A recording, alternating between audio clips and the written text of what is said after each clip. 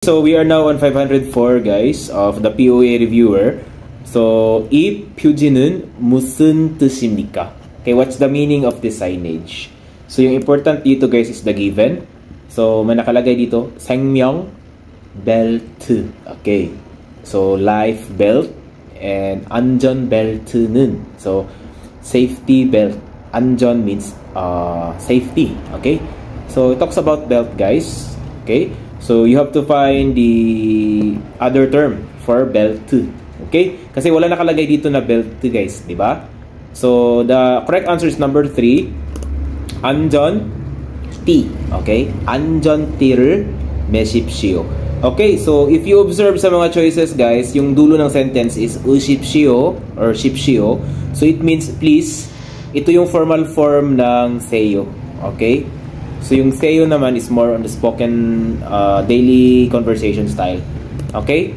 And 안전띠 is the safety belt, other term for 안전벨트. Okay?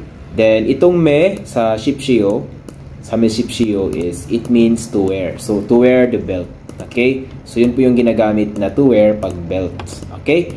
So number 3 yung tamang sagot. Hindi number 1. 손을 씻으십시오. Okay, so please 씻다, wash your hands. So walang sinasabing ganon sa signage. 문을 닫으십시오. So please close the door. Okay, 문을 닫다. Okay, then 손잡이를 당기십시오. So please pull. So pakihila daw ng 손잡이 or yung hawakan guys. Okay, so the correct answer is number 3. Okay, proceed tayo agad sa number 555 guys. Same yung question dito. What's the meaning of the signage? And yung given dito guys, if you see sa picture po, meron siyang parang electric, okay, na drawing. So, 감전, yes, 감전 주의. Okay, so electricity shock caution. Be careful, be cautious, ganun. So, warning, no, yung ibig sabihin nito. So, mag-ingat kasi pwede kang maka-experience ng electrical accidents. Ganun yung thought nito. So, you have to find the related word.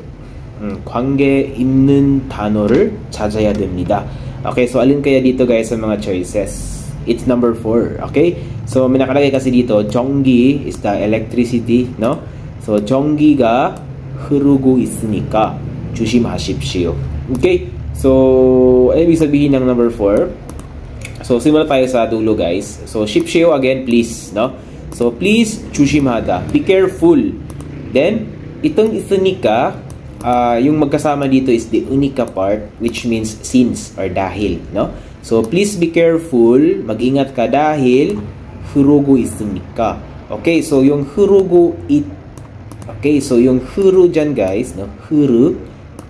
From the 흐르다 means to flow, dumadaloy.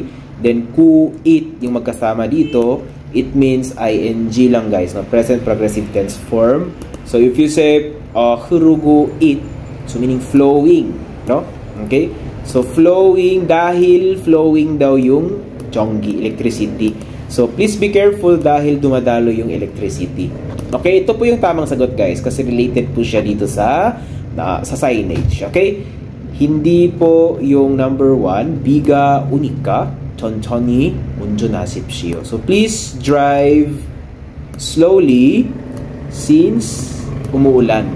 비가 오다. Okay? Then 바닥이 미끄러우니까 조심하십시오. So please be careful since 미끄럽다. Okay?